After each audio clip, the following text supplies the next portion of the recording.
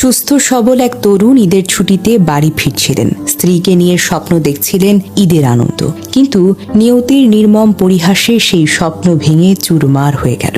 দুটি লঞ্চের ভয়াবহ ধাক্কায় পিষ্ট হয়ে ঘটনাস্থলে প্রাণ হারালেন তিনি। তার শরীরের ওপর দিয়ে যেন মৃত্যুর ছায়া নেমে এলো। প্রত্যক্ষদর্শীরা বলছেন, দৃশ্যটি এতটাই ভয়ঙ্কর ও মর্মান্তিক যে ভিডিও ফুটেজ দেখার সাহসটুকু অনেকের হয়নি। কারো শরীরে আগুন ধরে যাওয়ার মতো নির্মম বর্ণনাও শোনা গেছে। এক মুহূর্তের অবহেলায় কতগুলো তাজা প্রাণ যে ঝরে গেল, কত স্বপ্ন যে অপূর্ণ রয়ে গেল। আহা, কি নিষ্ঠুর এই নিয়তি! ঈদের আনন্দের মাঝে শোকের এমন কালো ছায়া কেউ কল্পনাও করতে পারেনি। বুধবার বিকেল 5:30টার দিকে রাজধানীর ব্যস্ত সদরঘাট লঞ্চ টার্মিনালে এই ভয়াবহ দুর্ঘটনা ঘটে। ঈদ যাত্রার ভিড়ে দক্ষিণাঞ্চলগামী লঞ্চগুলোতে যাত্রী তোলা চলছিল। আসা যাওয়া 5 নামের একটি লঞ্চে ট্রলার দিয়ে যাত্রী ওঠানোর সময় পেছন থেকে আচমকা ধাক্কা দেয় এমভি জাকের সম্রাট 3। ধাক্কার তীব্রতায় ট্রলার সহ যাত্রীরা ছিটকে পড়েন। দুই লঞ্চের মাঝে পিষ্ট হয়ে ঘটনাস্থলে প্রাণ হারান অনেকেই। নিহত সোহেল বরিশাল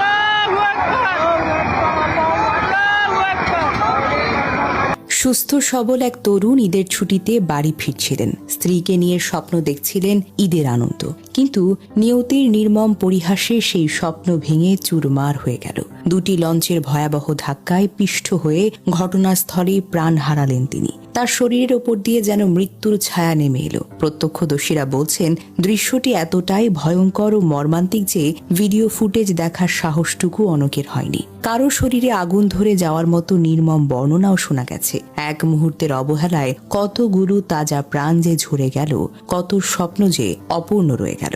আহা, কি নিষ্ঠুর এই নিয়তি! ঈদের আনন্দের মাঝে শোকের এমন কালো ছায়া কেউ কল্পনাও করতে পারেনি। বুধবার বিকেল 5:30টার দিকে রাজধানীর ব্যস্ত সদরঘাট লঞ্চ টার্মিনালে এই ভয়াবহ দুর্ঘটনা ঘটে। ঈদ যাত্রার ভিড়ে দক্ষিণাঞ্চলগামী লঞ্চগুলোতে যাত্রী তোলা চলছিল। আসা যাওয়া 5 নামের একটি লঞ্চে ট্রলার দিয়ে যাত্রী ওঠানোর সময় পেছন থেকে আচমকা ধাক্কা দেয় এমভি জাকের সম্রাট 3। ধাক্কার তীব্রতায় ট্রলার সহ যাত্রীরা ছিটকে পড়েন। দুই লঞ্চের মাঝে পিষ্ট হয়ে ঘটনাস্থলে প্রাণ হারান অনেকেই। নিহত সোহেল বরিশাল